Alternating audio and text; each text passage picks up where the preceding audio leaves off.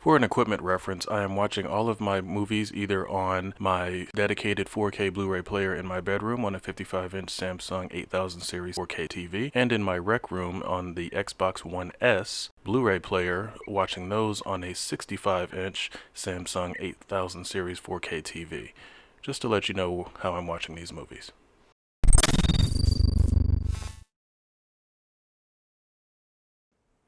Alright, so we got the guy from Wolf on Wall Street burning up some Nazis, Bruce Lee gets beat up by a stuntman, and members of the Manson family get gruesomely murdered. Oh yeah, must be a Tarantino film. For me, it was Tuesday.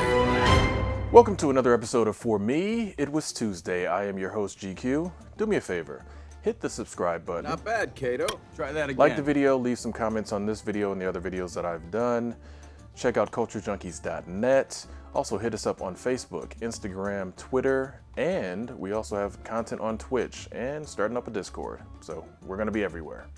Make sure you check us out. So, great director. One of my favorites, Quentin Tarantino. I think it's his 10th film, I believe. Once Upon a Time in Hollywood. Oh man. Of course directed by Quentin Tarantino, starring Leonardo DiCaprio, Brad Pitt, Margot Robbie, Kurt Russell, and in his final film performance, Luke Perry. So Once Upon a Time in Hollywood is essentially Quentin Tarantino's love letter to Hollywood. He grew up in Hollywood early, I guess not, maybe on the tail end of this particular time period. I forgot exactly how old Tarantino is, but in the commentary in the making of, he talks about, you know, just growing up in this era of Hollywood, or at least remembering this era of Hollywood, or having a very strong fondness for this era of Hollywood. So I'm just going to put it that this, I guess, was around his childhood or something that he knew very well. And when you see the film, it shows. It is an amazing film when it comes to what they are able to accomplish as far as just recreating 1960s Hollywood. And there's no CGI here. They rebuilt about, I think, 4 blocks of Hollywood Boulevard, dressed it up in the way it looked at the time, during the time period. They actually even made sure that they had the exact same movies running, or at least for the marquees, the exact same movies that fit the storyline time period. So Tarantino, as many of you know, is an amazing director and a stickler for detail for his films. Now, this film closely, I can't even really say closely follows the events of the Sharon Tate murder, because obviously we know Tarantino likes to do his own take on history. And that was actually one of the challenges that early on when the script was being made, because of course Sharon Tate, who's played by Margot Robbie, is a real person and unfortunately was, you know, murdered.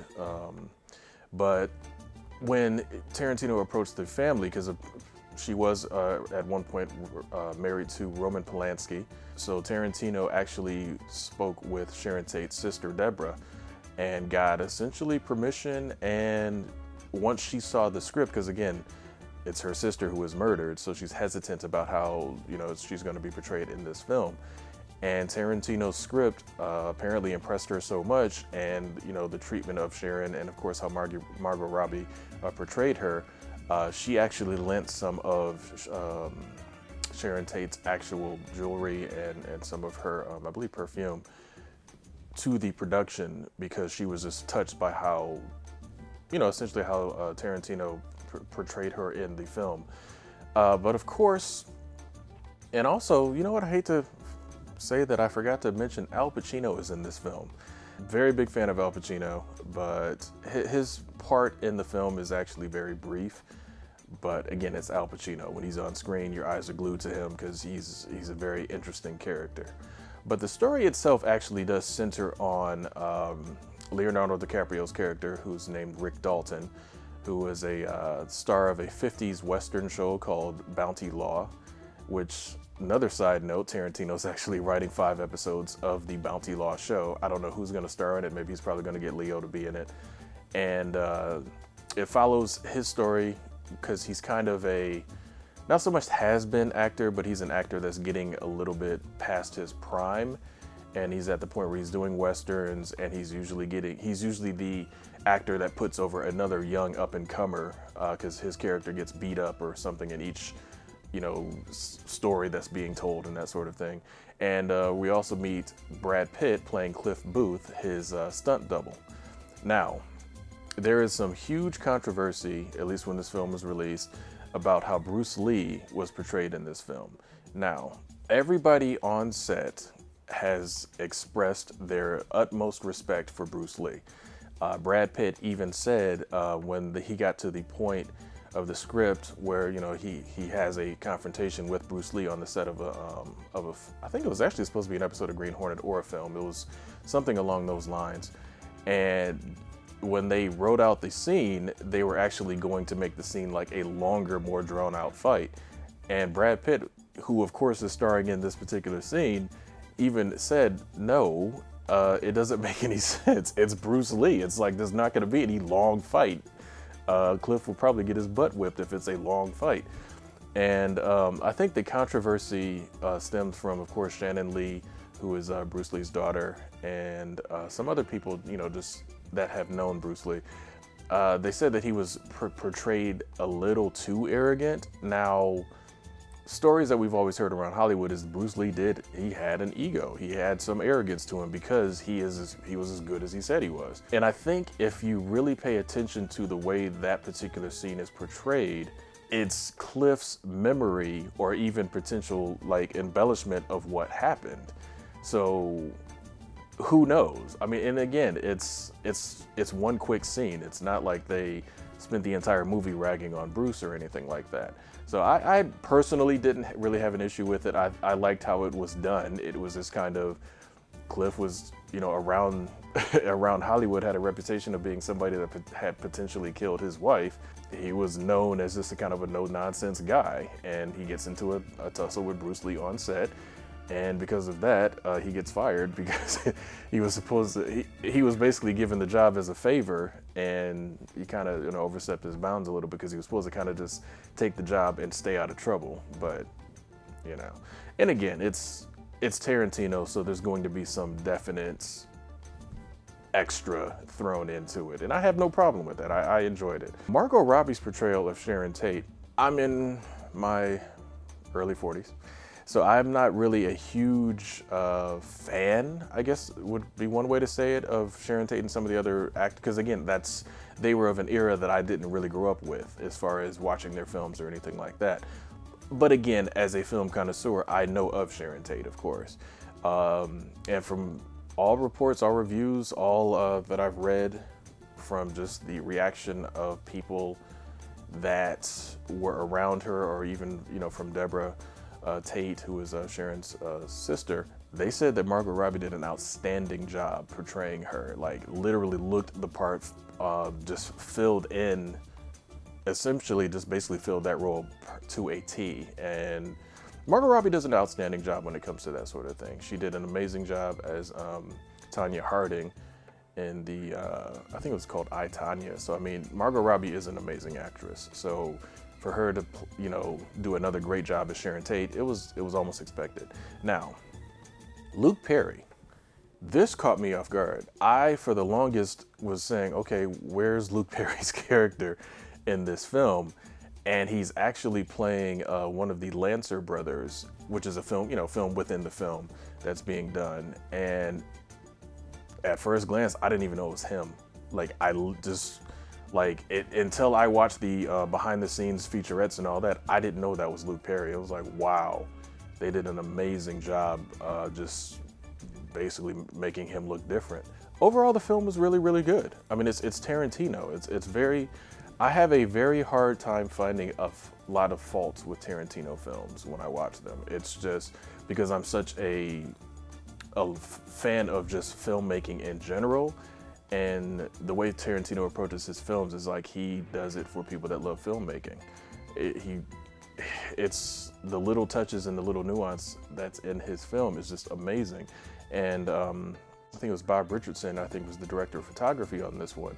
And he pulled off some amazing shots There's one shot where Leonardo DiCaprio, as the Rick Dalton character, is sitting in his pool outside his home, and they literally do a crane shot where it starts off on DiCaprio, pulls up over the entire house, matches, continuous motion, and it comes down where there's a shot with Margot Robbie and the actor that's playing Roman Polanski walking out of their home, and it's timed perfectly. Like the shot is a full unbroken shot, and it comes down, and you just see them walking out, follows them to their car, and it's like this guy's a genius when it comes to his shot composition and the way he is able to, the moves that he accomplishes.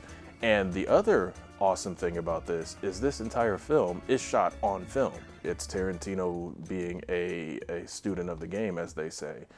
And because it's shot on film, the 4K transfer of Once Upon a Time in Hollywood looks outstanding.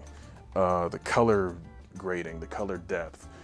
They shoot not just on, I think they did the entire film in 35 millimeter film, but there's some shots and there's some parts that are done in 16 millimeter film. As far as like some of the old TV shows, they're done in different frame rates, different aspect ratios. So it's like Tarantino pulled out all the stops on this one, and as they said, it's his love letter to Hollywood, and it's an amazing film, and I thoroughly enjoyed it, and I highly recommend, if you're a Tarantino fan, you've probably already seen it.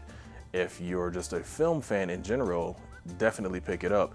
And I know I didn't touch on it very much, but the Charles Manson and the Manson family part of it is handled actually with a lot of, I guess respect is probably the easiest way to say it, because yes, you're dealing with a cultish-like group that was hanging out at the Spahn Ranch, and George Spahn is actually played by Bruce Dern in this film. You get to a point at the end of the film where you're supposed to have the murder of Sharon Tate and her friends, and Tarantino flips the script.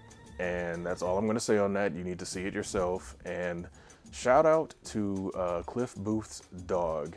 I think his dog's name was Bruce in the film. That was an extremely well-trained dog.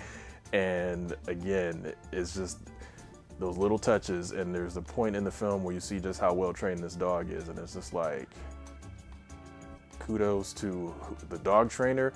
And I love the fact that it was written that way in the script, that this dog just knew, just from little minute gestures, when to sit and stay and when to pounce. So that's all I'm gonna say. And yeah, Once Upon a Time in Hollywood, definitely worth picking up. But I'm gonna leave you guys with these final words. For many of you, when you heard that Tarantino was doing another film, you were ecstatic, especially if you're a Tarantino film. I'm a Tarantino film, and every time he announces another film, I'm all there, ready to go. But then you heard it was a period piece with a little bit of real life thrown in, and you might have had some hesitation. But for me, I knew it was Tarantino and it was ready to go, so I'm all set, ready to go. But some of y'all, might have been a little bit hesitant. But when it comes down to Tarantino and Once Upon a Time in Hollywood, for me, It was Tuesday. I'll see you guys next time.